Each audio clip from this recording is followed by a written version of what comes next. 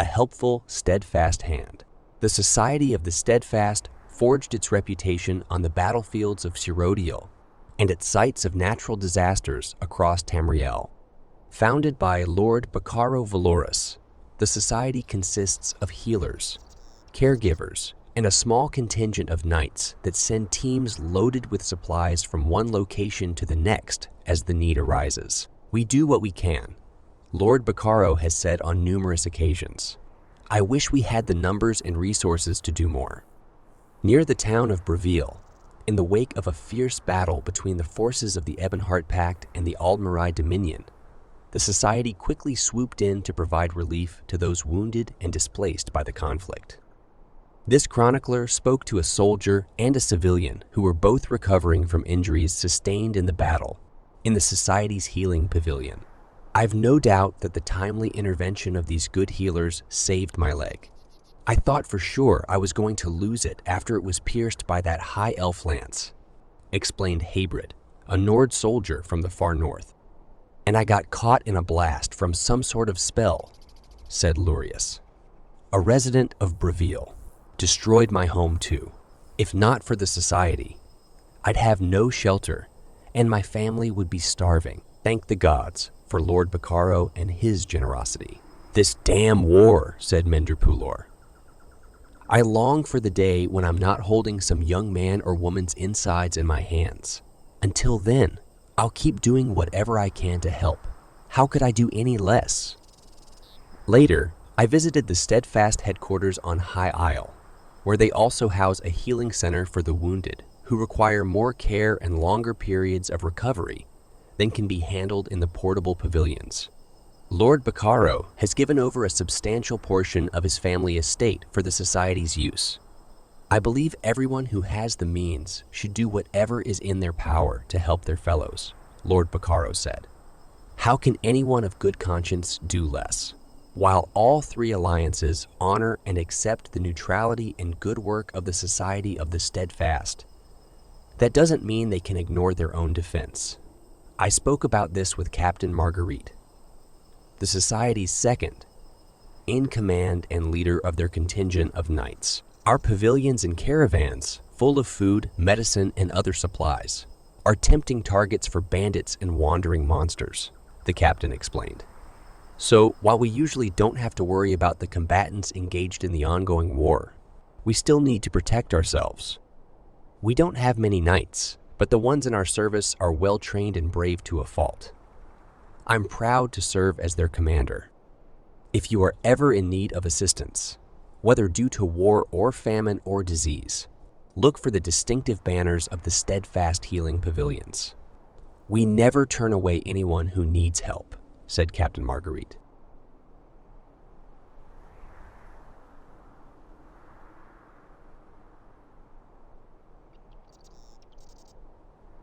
A hero's weapon.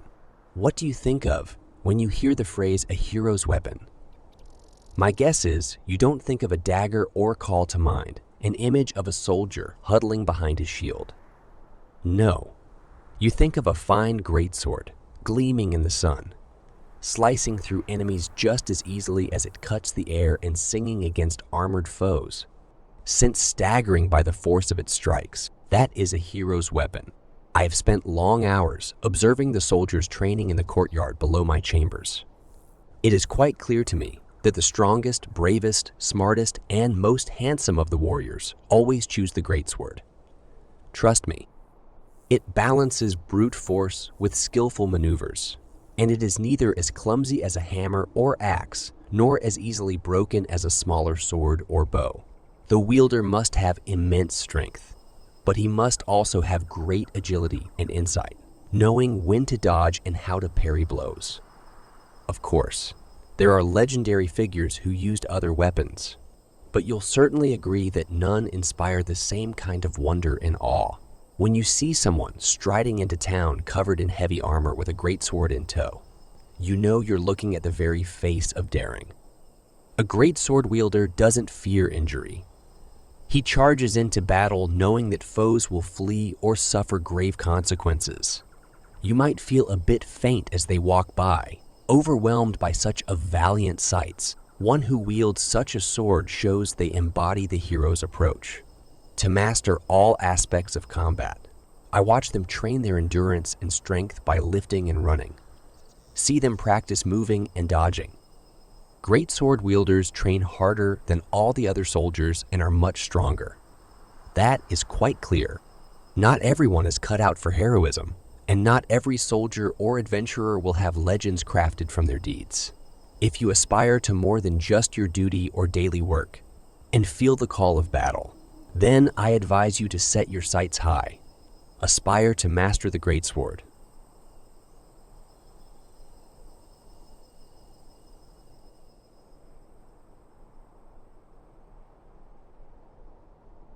A history of Black Rose Prison.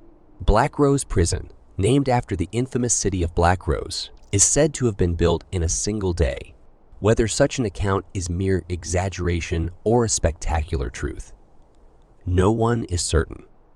What is certain, however, is that potentate Versidue Sheye ordered the prison's construction, and Peladil Dureni dutifully, or boastfully, fulfilled the order by summoning an army of stone Atranax to perform the labor.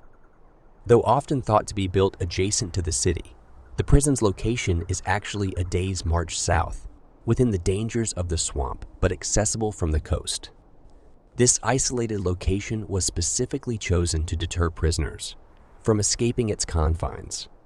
Few non-natives have been known to successfully traverse the dangers of Murkmire, especially those as ill-equipped as escaped prisoners would be. Imperial prisoners were sent to Black Rose Prison only for the most heinous or politically charged crimes. This was where men and Mir alike were sent when the reigning power wished to never see them again. As such, the accountability of the prison staff was near non-existent. The brutality and cruelty that these prisoners faced was, by all accounts, particularly horrid. Given its convenient location, all Murkmire natives who conflicted with imperial power would wind up within Black Rose Prison as well. Nagas in particular were apt to find their way here, given their rebellious nature against imperial oppression.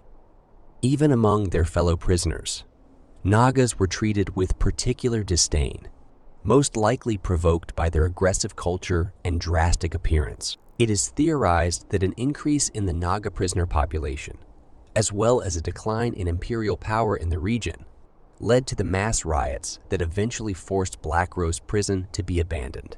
In the years following its abandonment, the prison was taken over by the very prisoners who were rumored to liberate it. Reclaiming that which once imprisoned them, they swore to eradicate any Imperials who dared to threaten their homeland. They called themselves the Blackguards and swore loyalty to none but themselves. This claim was not well received by the surrounding tribes, who believed that such values went against the very cornerstones of their culture. One Argonian I spoke to had this to say on the matter. The Blackguards, they have stone hearts and sour bellies, hiding from change within their stone nest. Always they look back, never forward. It is because of this that the tribes would not support them. And now they are little more than bandits. Indeed, no matter how heroic their original ideals might have been, the Blackguards are now known as the largest crime organization within Murkmire. Within the last decade, they have even begun to allow non-Argonian members in their ranks, including, yes, the very Imperials that they once so adamantly fought against. Unfortunately, I will not be able to write of the current condition of Black Rose Prison due to the dangers the Blackguards present. An unfortunate circumstance due to the rich history such a visit would offer.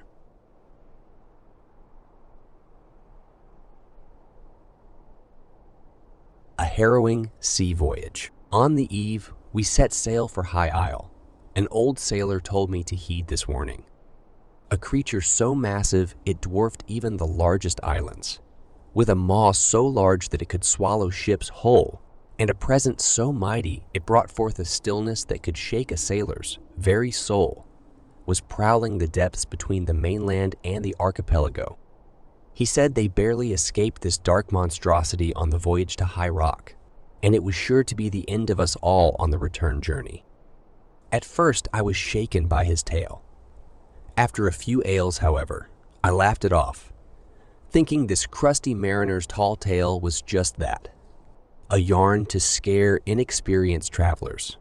As we sailed for the Jewel of the Sisters and could no longer see the shore, the sky met the water ahead of us.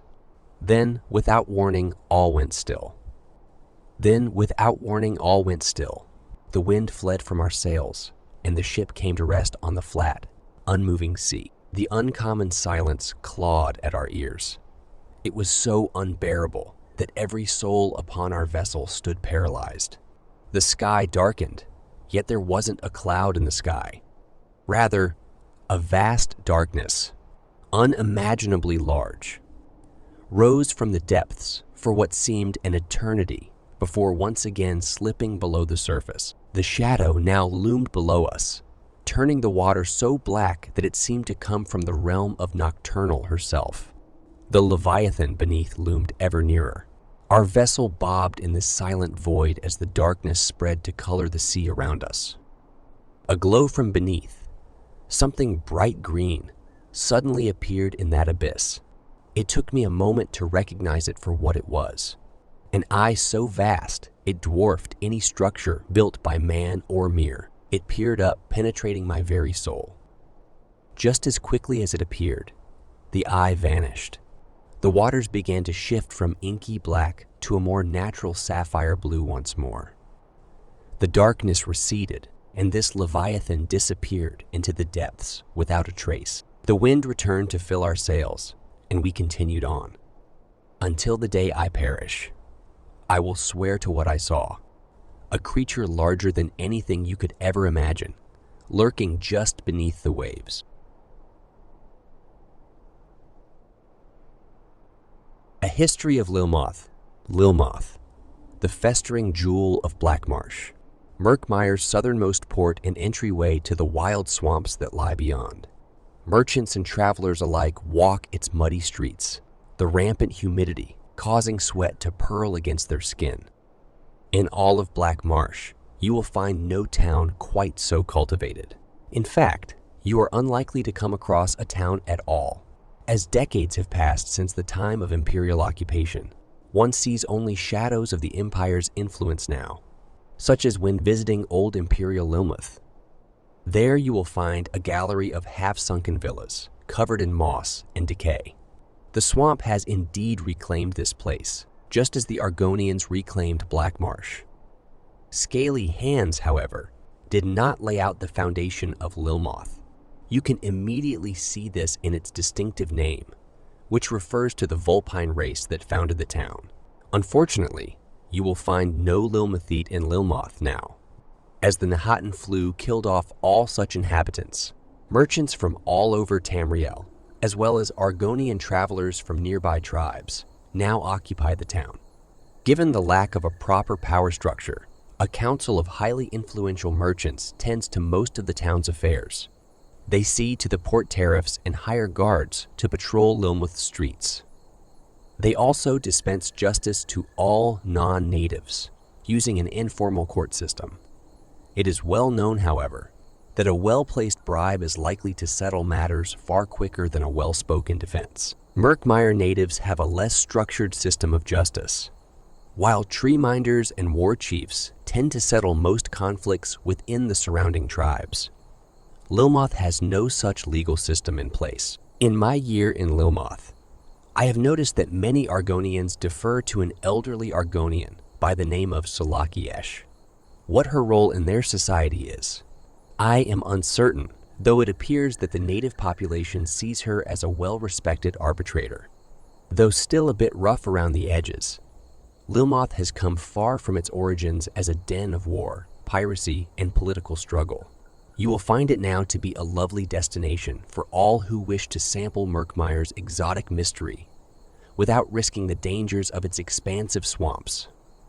It's a must-see location for any who are fascinated with the eccentricities of Argonian culture, such as myself.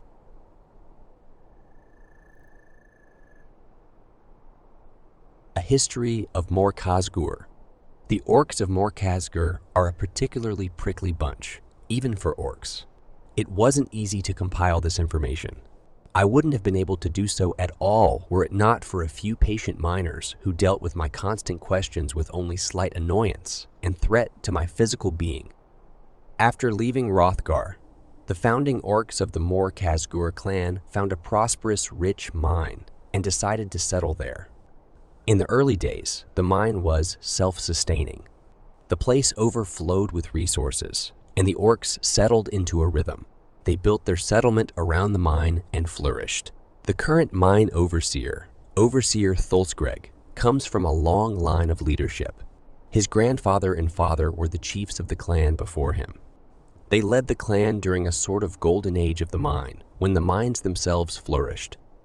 The clan saw a good deal of success and comfortable living, even separated from Arsenium. It was always assumed that Thulsgreg would inherit the mine from his father, which is strange considering he married beforehand. This clan isn't strictly traditional, but even still, that came as quite a shock to me. Unfortunately for him, as his father began to prepare to pass down the title, the Mor Khazgur mines dried up. Not completely, mind you, but the decline was quick and noticeable.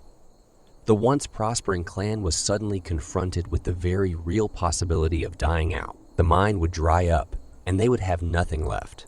Thankfully, a new chief stepped up. A strong young orc named Urzik challenged Thulsgreg for the title. She won, and immediately instated new mining practices to bring the clan back to its former glory.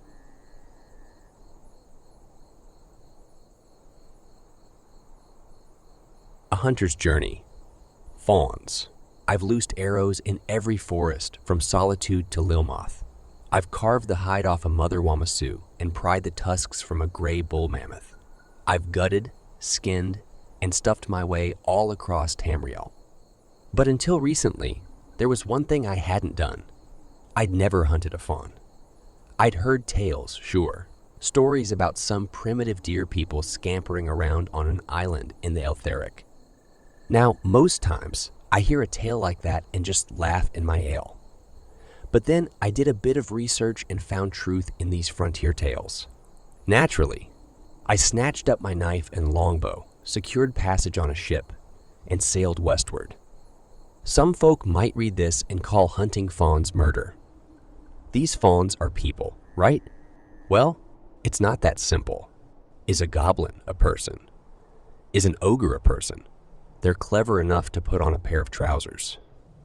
I'll give you that.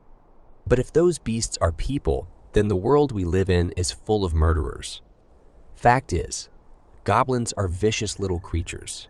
Ogres are lumbering brutes, and fawns aren't much better. Don't believe me? Let me tell you a story. A few years ago, a water carrier named Tarvor Gomberville dipped his bucket in Loch Abhain, not far from Iafree's cauldron. He'd barely filled his bucket when a pair of fawns burst out of the undergrowth, gibbering like wild animals. They tossed a vine rope around Tarvor, tied him up tight, then strung him up on a tree by his ankles. That was just the beginning. Pretty soon, they started stuffing his mouth full of garlic cloves, baying their animal laughs. Then they slathered him with honey and whacked a hornet's nest off a nearby tree. Poor Tarvor got stung 50 times or more. His family found him the next day, alive, but just barely. Now, that's just one tale related to the acts of these supposed people. I know plenty more that end far worse than this. So if you mean to shed any tears on a fawn's account, just remember that poor bastard and his bucket. If you want to spare the people of High Isle a similar fate, I'll see you on the hunt. A Legionary's History of Fort Redmain. When last you visited our post, you asked me how Fort Redmain came by its name. I was ashamed to admit that I did not know the answer, so I directed one of my young officers, Lieutenant Agen, to research and compile an authoritative history of our post. I am proud to say that, thanks to her diligent work, I can now answer your question about the origin of Fort Redmain's name. It's well established that construction of the fort began in 1D 2707, shortly after Emperor Remand's great victory over the Akaviri and the founding of the Second Empire. While the stories we've heard about those times tell us that the surrounding realms quickly acknowledged Emperor Reman's supremacy, that was not entirely true. In its early years, the borders of the Second Empire were not yet secure. The Wood Elves of Valenwood, the Khajiite of Anaquina, and the Argonians of Black Marsh all resisted incorporation into the reborn empire.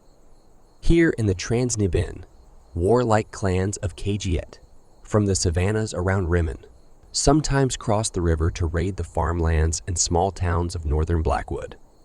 Nibbenese settlers pushing westward from the Great River encroached on traditional Anaquinan hunting grounds, so the more aggressive hunt barons took matters into their own claws. These proud Khajiit repaid Nibbenese poaching in what they saw as their lands with hunts, of their own inhuman lands.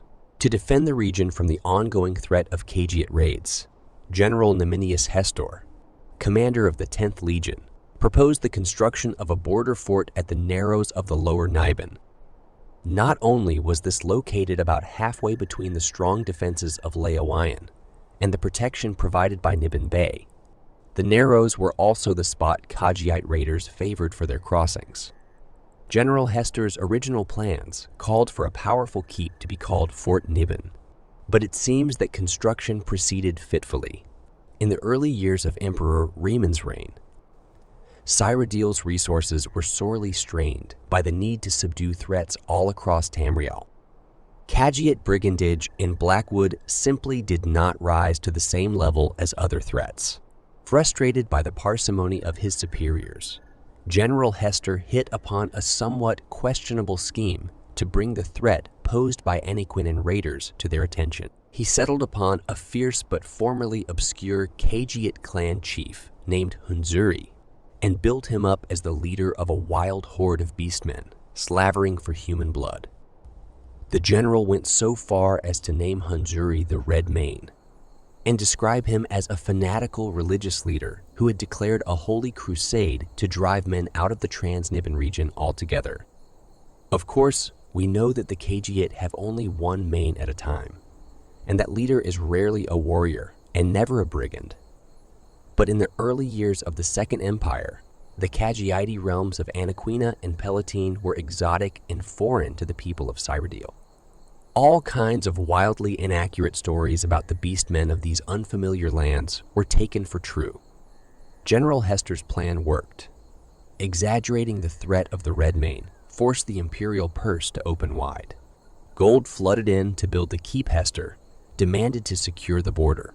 In the meantime, Hunzuri found himself badgered and harangued by his fellow hunt barons for provoking the Imperials. Infuriated by the fabrications flowing from General Hestor's reports, Hunzuri gathered a small band of loyal followers and crossed the Nibin to seek out his foe. A dozen warriors in a single stealthy raid, not the rampaging horde he was said to command. Not an hour's march from the fort, Hunzuri and his warriors ambushed General Hestor. The general was killed by the very Khajiit he had vilified, but Hunzuri in turn was cut down by Hestor's soldiers. Rather than admit that they had perhaps created the very monster they said they wanted to destroy, the Imperial Legion chose to describe Nemenius Hestor's death as a heroic last stand, in which the general bravely gave his own life to end the threat of the Red Mane. A few years later, Fort Niben was renamed Fort Redmane in honor of the Legion's fierce adversary. Ironically, by the time the fort was completed, the troublesome raids that had impelled General Hestor to fortify the area in the first place had come to an end. The Khajiite kingdoms of Anaquina and Palatine were already under imperial control.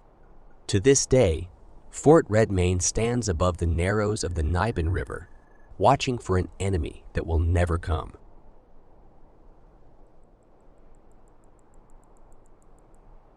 A life barbaric and brutal. I was born in Mercian's hamlet, just north across the Bouzal from Evermore. My mother was a weaver, and my father was a boat builder who made small fishing smacks and coracles for the river trade. I remember my youth as a happy one, playing around the docks where father worked, or hunting through the near woods for intalama caps and hickory nuts. It was while doing the latter one day that I strayed a bit farther from the hamlet than usual, pushed my way through a briar thicket, and suddenly found myself staring at a pair of human skulls. Startled, I shrieked and dropped my basket of nuts. By the time I realized that what I'd seen was a skull on a staff next to a woman's face, painted like a skull. I'd been knocked down, bound, and thrown over her shoulder. I was being borne away to the north, away from my home and into the mountains. I began to kick and scream, at which the woman threw me down, bound me tighter, and gagged me into the bargain. Then she resumed carrying me off into the wild. Eventually, I passed out from sheer exhaustion. When I awoke, it was dark, but I could see forms in the dance of firelight, silhouettes sporting horns, bones, spikes, feathers. Reachmen. I closed my eyes and tried to wake up, but it was no nightmare. When I opened my eyes, they were still there. My gag was gone, so I cried out for water. The skull-faced woman, who I later learned was named Vanchi, brought me a cup. She checked my bonds, and where I winced in pain, she actually loosened them a little. This surprised me, as I'd always heard that the Reach clans were barbarians, wicked Daedra worshippers who reveled in cruelty. Maybe, once they realized how distressed I was, they would set me free and send me home. It was a false hope. I was to be the captive of the Crow Wife clan for the next 8 years. The Reachmen were far more complex than I had been led to believe in my Breton home. But in one thing we were right. Barbarism and cruelty are everyday facts of life in the Reach. Vanche was a horse breeder who had abducted me because she needed a slave to tend to her livestock, since her former thrall had died of a kick to the head. She had given me water and loosened my bonds solely out of concern for the condition of her new possession. Vanche's clan was ruled by a Hagrivin named Cloavdra, a claw-fingered crone who was a witch shaman of considerable power. She was a priestess of Namira, the spirit Daedra, the lady of ancient darkness who commands repulsive vermin such as spiders, insects, slugs, and serpents. Because Namira is the mistress of small pests, the Reachmen call her the children's god. They are not without humor, though their jests are always malicious. At every 2 moons, Dark Cloavdra would draw lots at random from the children of the clan, both Reach and Slave, to select a sacrifice to the goddess of the dark. The chosen child would end up on the ever-oozing altar, where Cloavdra would cut out its heart as an offering to Namira. Every time I was sure it would be me, but the name Featherdrawn was always of another. Cloavdra's hag husband was a crude and vicious man named Cointhak. He was a gravesinger, a witchman shaman who could command the dead. In our land, we'd call him a necromancer. He was always looking sidewise at Vanche and licking his lips as at a savory roast fowl. Though he had power in the clan and was feared by all, Vanche treated him with disdain, which would sometimes provoke him into sending hoot haunts into her tent at night, or hexing the horse's oats with wrythworm. Vanche never turned a hair, just threatened to complain about Cointhak to his hag wife Cloavdra, which always sent him packing. Life was hard in the Reach. Crow Wife was a hunting clan, so our life was following the herds across the wastes. It was a rugged and perilous existence, where life could be snuffed out in a heartbeat by the antlers of an elk buck or the fangs of a saber cat. But what I feared most were the semi-annual crossings of the Karth River in the wake of the tundra herds. It was my job to help Vanche and her useless daughter swim the horses across the ice-cold, swirling current, and every time I was certain would be my last. How I wished I had learned to swim in the Bullseye, like my 2 brothers, whenever the Karth had me in its grip. Occasionally during a crossing, one of the horses would panic and break free of us, which usually meant drowning and death for it. Then, Vanche and I would search far downstream until we found where its body had washed up, so we could skin and unmake the dead horse for its valuable fat, flesh, and bones. Nothing was wasted among the Reachmen. It was during my 6th summer as a slave of the Crow Wives. I had crossed the hated Karth 11 times, that I began to attract the unwanted attentions of Iocnual, the lutish son of Clavdra and Cointhatch.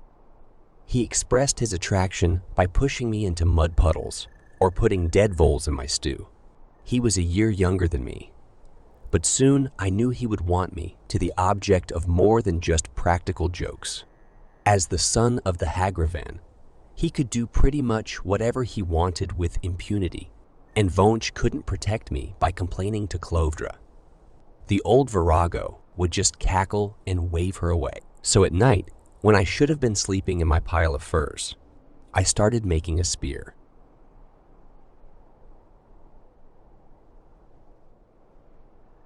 A light on the moor. Walking one night along the rain-sodden roads that mark passage through the Glenumbral moors, a pilgrim spied a lantern in the mist. "My word," he said as he stopped to stare, pushing up his funny white hat to get a better view. "Some poor traveler has lost his way." "Ho there!" he cried. "The road is here." Hearing no response, but not being one to leave a fellow mere to the mercy of the marsh, the pilgrim strayed from his own path and waded into the putrid waters between him and the light, boots sloshing through the blackened muck. He could hardly make the gleam out through the mist ahead of him. Undeterred, he pressed forward with hardly a thought for his own mortality. "Surely they can hear me now," he thought, then cried out once more. "Ho, good friend, the road lies this way." Again, hearing no response, he took a moment to look around. Mist was all he found there. In the dark, he could see neither his horse nor his barrow, where he had staked it, shivering there in his own lamplight, hopelessly lost. He wondered whether he would ever return to the road, deciding 2 lost souls would fare better than one, and up to his chest in peat and putrid water, he pressed on toward the light. One by one, he lost his boots to the marsh, buried deep in the sucking pits that marked his passage. Bootless, he continued until he could go no further. It was then, coming around a copse of trees, that he came upon a small glass lantern hanging from a tree branch. Searching for any sign of its owner, he spied a wide-brimmed bonnet, where it lay abandoned on the ground. As he stood there wondering, the bright yellow flame of the tiny lantern flickered, then guttered out. He looked to his own lantern, bobbing happily in the water above his shoulders, and took another step, only to find he couldn't. Indeed, he could barely shift his waist, so thick was the muck he'd mired in. Looking skyward, he reached for the grasping wooden fingers of the trees above, only to find them beyond his grasp. So he stood there, in the dark, until the murky waters swallowed his throat, his mouth, and his funny white cap. His final breath bubbled up through the muck, and that was the last of the pilgrim. Walking one night along the rain-sodden roads that mark passage through the Glenumbral moors, a merchant spied a lantern in the mist. My, he said, as he stopped to stare, pushing up his broad visor to get a better view. Some poor fellow's lost his way. A looter's paradise. You don't need to know my real name. Not sure I remember it anymore anyhow. My auntie left me a shack on a hill south of the border. Never thought about it much, until I lifted Hull's golden girdle from the Temple of the One. Suddenly, life got real complicated, and I decided it was time to go claim my inheritance. Auntie. Let's call her Auntie Alias. No point in telling you too much. Was an Imperial border scout, part of the cohort stationed at Fort Sphinxmoth, in the hills between Elsewhere and northern Valenwood. In the late days of the Second Empire, the job of the border scouts was to keep the quarrelsome locals in line so as not to interfere with trade. Free trade, by LS. Auntie would say, opening another bottle of Surulai Farms and winking. Lifeblood of the Empire. Now the scouts couldn't stop every little cross-border vendetta, but they did prevent the cats and the runty elves from engaging in wholesale slaughter and kept the bandits off the road from Dune to Arenthia. Auntie liked the climate, so when she retired, she bought this little plot, came down and put up her hut. It's bigger than it looks, by the way. Goes way back into the hill, and you can bet Auntie dug out a back door, just in case. By the time I got here, one dark night in sun's dusk, with the wound in my thigh leaking blood again after that wild ride on the stolen horse. The border scouts were long gone, and the Dawnmead marches had returned to their natural state, just one law shy of anarchy. And that one law was the law of revenge. It was the Vinadusk Wood Elf tribe versus the Dakarn Khajiit clan, and it was a near-continual war of cross-border raids and midnight murders. They took turns occupying the ruins of Fort Sphinxmoth, sending out bands to waylay merchant caravans, raid villages, and towns, and pay off old scores. Neither side noticed me hiding in the old shack during daylight and slipping from shadow to shadow around the marches after dark. The place was a killing ground. I could hardly go 500 paces without encountering a dead warrior, a half-empty cart, or a slain merchant. It was a looter's paradise. Ah, those were the good times. Too good to last, I suppose. Eventually, the Vinadusk bandits overreached and staged a raid on Arinthia itself. Right about the time the Dakarn cats tried to take over organized crime in Dune and the Thizrini Arena, the respectable citizens on both sides of the border formed militias or hired mercenaries, swept the hills clean, and that was the end of brigandry in the marches. The Vinadusk tribe actually reformed as a Bosmary irregular unit, the Vinadusk Rangers. Ha! While the surviving Dakarns became the nucleus of the Dunagard Outwalkers. The border settled back down, and the lifeblood of the Empire resumed its flow. Fortunately, I was there to recognize opportunity when I saw it coming down the road from Dun, laden with trade goods. By the next Fridas, I was in Bravil, looking up a few of my old contacts. Half a season later, it was me and the newly dubbed Murkwater Gang who were occupying good old Fort Sphinxmoth, digging out the barracks, sharpening our blades, and repairing the old traps. The good times are back. A perfect drink. Throughout my travels, I've come across a great many libations from both large villages to the humblest of farms. Now that I have time to reflect on my life and the things I have experienced, finding the perfect drink seems like a peaceful way to live out my twilight years. A sharp contrast going from warrior to brewer. I've made some mistakes in my experiments though. Brewing and testing some of these ingredients together has had some unpredictable results. I've found, for example, that for as silky and smooth as the Goldroot wine is, I find myself quite sick if I drink it before anything, unless I have the red absinthe before it, which seems to cancel out the effects. But I can't drink that unless I have something substantial in my stomach first, such as a handful of berries or a hock of meat, anything to absorb the effects. Recently, I have had some success brewing a honey mead, which I combined with a set of herbs from my garden to give it a nice greenish hue. It's perfect for finishing off a night after I've already eaten and had my fill, sitting out and looking over the valley below with a mug in my hand. This is a life I never thought I would get to see for myself. Growing my own ingredients has been a boon to my work. That said, foraging for wild berries and roots has its own benefits as well. Although it still needs some work, my berry ale benefits from the wild flavors. Every batch is different, depending on what I can find, but it always has the same thick, syrupy consistency. Like you could almost eat it rather than drink it. Having it during the day leaves room for little else, so I will make it in small batches to be sure, which is good since I'm reliant on the flora outside for the ingredients. I do miss the life of adventure I shared with the rest of the Winds. There's no question, but perhaps through my work here, I can find something new to share with them while we enjoy our remaining years in relative peace and calm. I just need to be mindful of how these drinks go with one another, lest I find myself in an unintentional stupor once again.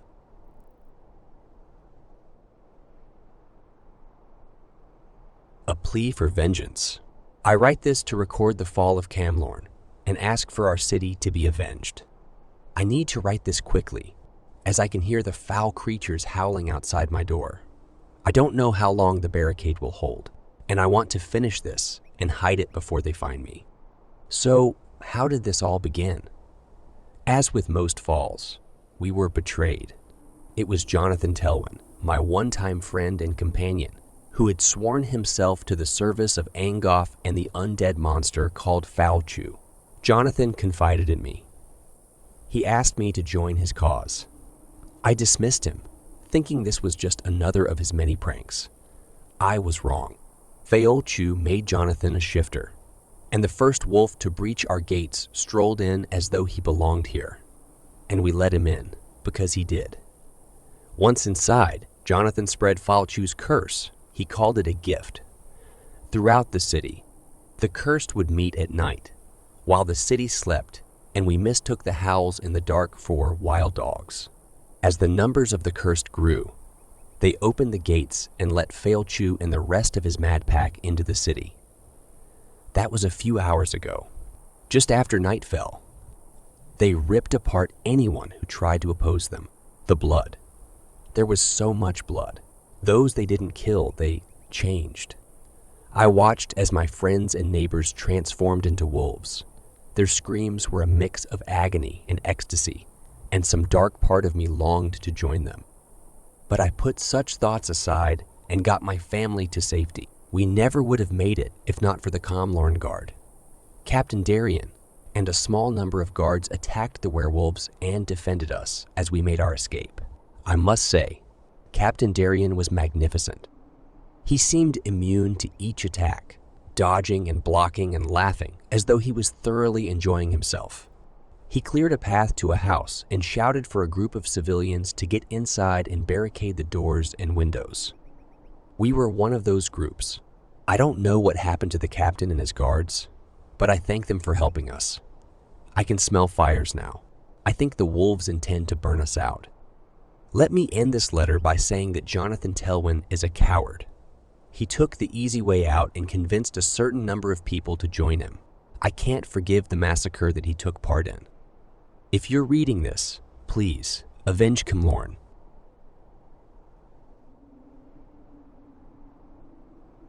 A Pocket Guide to Mournhold. Welcome, traveler.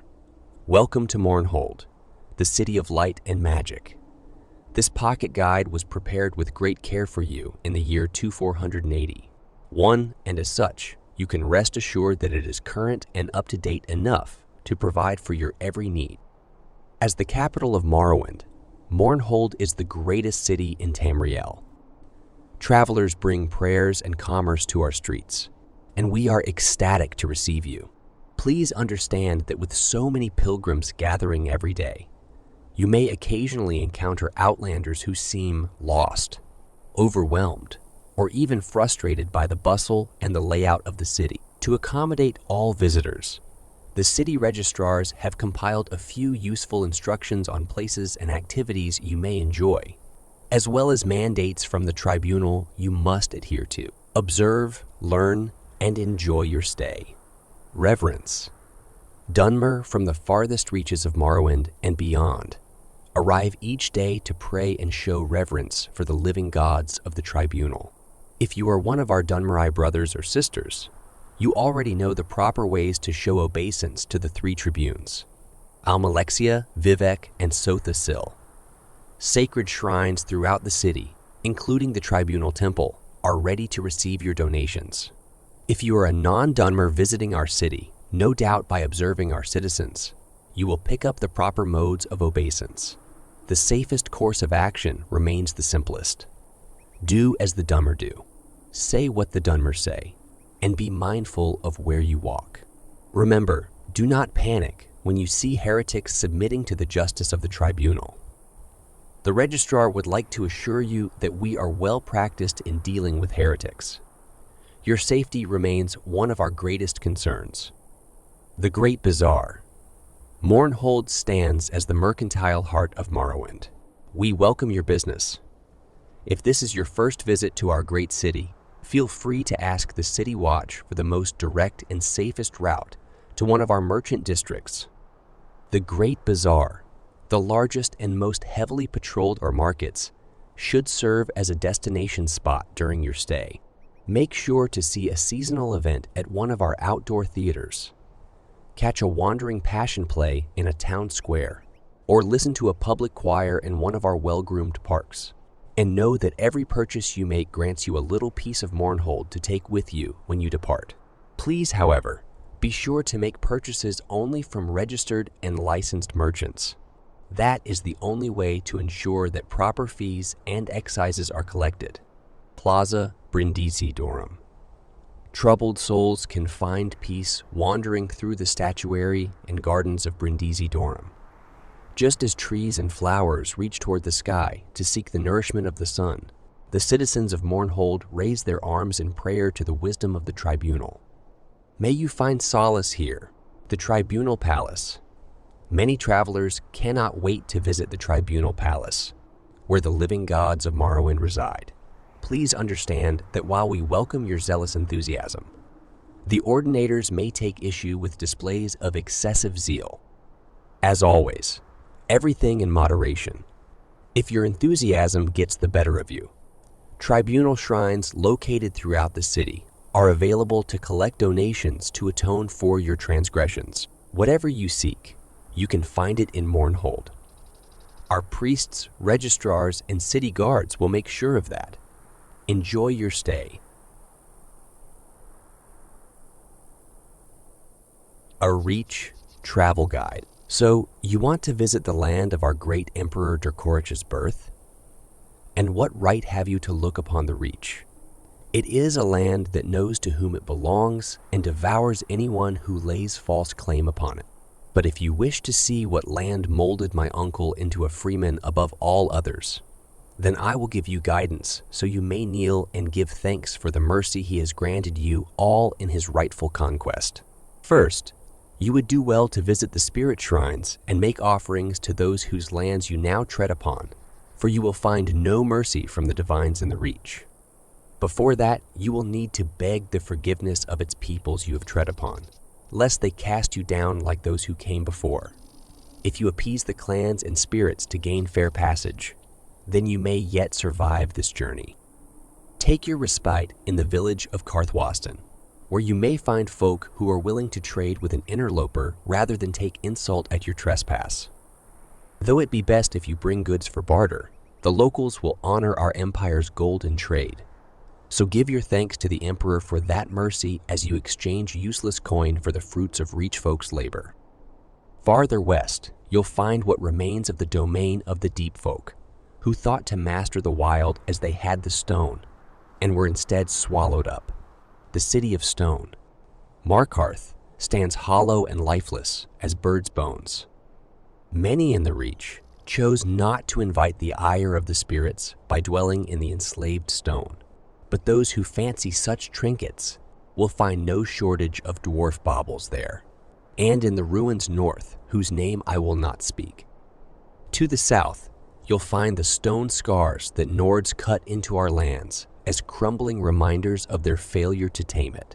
The ruins of Briar Rock and Lost Valley now only offer shelter to the rightful rulers of the Reach, and you would do well to avoid such places as the clans who claim them will defend their holdings fiercely. While you are there, you may count their foolish dead, piled like cordwood in the barrow.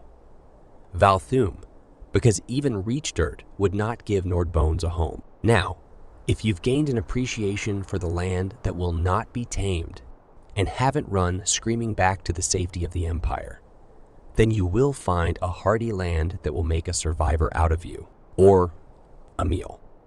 Walk the untrod paths, feel the land with your bare feet, and keep a keen ear out for what the spirits speak in the rustle of the leaves. When you've spent a month without the comforts you are accustomed to, then maybe you'll be worthy of returning to them. A rejection of open borders. The unforeseen queen continues to impose her radical ideas upon her loyal subjects, inflicting all manner of change and sorrow upon this pristine and uncompromising land. Her attempts to elevate the other races and put them on equal footing with the Altmer is simply unnatural Everyone knows the value of high elven supremacy, so why try to weaken it with these impure and totally unwarranted decrees? Let it be known that the people of Shimmerine and their kin lady shall endeavor to do everything in our power to oppose this unreasonable and ultimately dangerous decree. Why do I reject an end to the pristine nature of Somerset? Why? Because of logic, of course. It is a well-documented fact that the Altmer are superior in every way to the lesser races that share our world. After all, who else can trace their lineage directly to the Aedra? We proudly proclaim our divine heritage. Unlike the other races, we are not the creations of the gods. We are their descendants. Our genetic lineage can be traced to the original Aldmer race, through the Elnufe to the divine Edadah themselves. For this reason and this reason alone, we should be permitted to preserve our pure bloodlines and maintain the sanctity of our perfect island home. Should the adventurous queen desire more proof, we need only look to our stature, our golden hue, and our natural inclination toward magic. The other races cannot compete with us in intellectual pursuits. They just aren't equipped for such a battle. Ours is the first true culture of Tamriel, and we remained the most civilized of all the races. This fact cannot be refuted. We provided the basis for religion, language, and even architecture, and our influence can be seen across the continent. For all that we have provided, we should be allowed to keep a small piece of the world as solely our own. Beyond these self-evident truths, we must consider the poor, lesser races as well. How cruel it will be to subject them to the rigors and requirements of our exacting culture and societal mores. They simply aren't equipped to handle the precision our customs and traditions demand. Should we embarrass them for these failings? Or worse yet, should we amplify their deficiencies by setting a lesser standard for them to adhere to? They would call us cruel, and rightly so. Let us keep the metaphorical gates closed, and then neither side will suffer any sorrow or discomfort. Allowing the lesser races to migrate to Somerset doesn't do them any favors. Quite the opposite. It will ultimately hurt them in the end. Keep Somerset pure. Keep Somerset pristine. Keep Somerset for the Altmer. Anything else makes no sense whatsoever. A request for relief. I once again implore you to revisit the levy that has been placed upon myself for this year. I admit that I am a licensed enchanter residing inside the Imperial City. But circumstances have changed, and the business that was once profitable is now just a drain on my income. A few years ago, enchanters would take the physical object to be enchanted and, using various ingredients and tools, imbue the object with the necessary mystical powers. Because of this, enchanters only competed with other enchanters who resided in the same city, since most people did not want to carry a sword hundreds of leagues to another enchanter just to save a few gold drakes. Prices for the city could be set at a friendly meeting of 3 or 4 enchanters, and a fine profit could be made. As the right of the crown, a hefty levy for allowing us to operate in the city could be assessed. But now, this has all changed. Enchanters now just make a glyph with the desired effect trapped within it. A glyph is just a simple gem that anyone can attach to the pommel of a sword or on a piece of armor. Once attached, the magic in the glyph then flows into the item. Seems simple, doesn't it? Well, this has caused a collapse of the market. Instead of the price for an enchantment being set on a city-by-city basis, all of the enchanters of Tamriel have to compete with each other. A hedge enchanter in Daggerfall can make 10 fire glyphs and sell them to a traveling merchant who brings them to the Imperial City and sells them in the marketplace at a price much below the price set by the Cyrodiilic enchanters. All this competition means that I now make just a few gold over the cost of my materials, and this profit does not cover the levy your office places on me. Unless your office stops the importation of foreign manufactured glyphs, you must reduce the levy to allow me to stay in business. I will be forced to sell my home of 20 years and take up another profession, perhaps tutoring some merchant's son, eagerly waiting your response. Defessus Magister. A Sailor's Guide to Sea Elves. Whether you are a recruit for the Royal Navy or merely taking a voyage into open waters, you will want to know something of the Maormer before you have the misfortune of spotting their ships on the horizon. This guide will help prepare you for the day that you inevitably do. Take heed of that as my first lesson. If you spend any amount of time on sea or shore, you will cross paths with sea elves. As their name suggests, the sea elves are at home on the water. They are so able at plying the waves that a Maormer ship can remain at sea indefinitely. So long as it is seaworthy, the Maormer take full advantage of that fact when raiding our trade vessels or ambushing our fleets. Never pursue a retreating sea elf vessel, even if you think they are hobbled.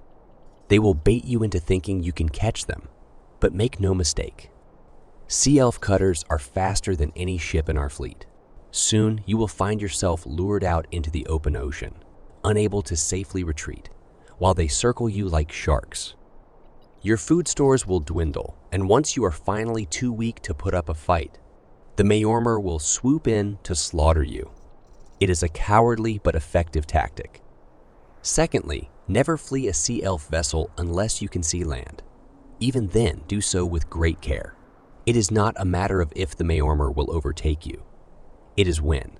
The best course of action when confronted by Maormer ships is to stand and fight. At least then, you have some hope of coming out ahead. Sea elf fleets are most often composed of small, agile vessels, well suited to quick hit and run engagements. Bloody their noses quickly, and you may drive them off before they are committed to their attack. When fighting the Maormer, their ballistae are the least of your troubles. They can turn the seas themselves against you. Any ship larger than a sloop is sure to have at least one of their sea mages beneath its sails, conjuring wind and storm to toss you about like a toy boat. Every effort should be made to neutralize Maormer sea mages as quickly as possible. If the waves have not yet done you in, the sea elves will sick their beasts on you. Maormer breed and train a variety of marine predators to bolster their ranks, from winged reef vipers that can leap high out of the water and onto your deck, to sea serpents large enough to capsize a warship. In either case, keep moving at a steady clip and the creatures will have difficulty reaching you before they tire. As for the Maormer themselves, do not let their deceptive tactics fool you. Sea elves are vicious combatants who want nothing more than to spill Altmer blood. If they manage to board your vessel, you will have a hard fight on your hands. Maormer are exceptionally steady on their feet, in even the roughest waters, and nimbler than an acrobat at traversing a ship's rigging. As you might imagine, well-trained and armored Marines are the best defense against boarding. But if you find yourself in the melee, you will need to assume a formation that will protect your flanks. Sea elf raiders prefer enveloping tactics that quickly overwhelm a scattered enemy. There is only so much to be learned from a guide alone. But I hope that this knowledge has better prepared you for the day when your life depends on it. Finister guide your sails.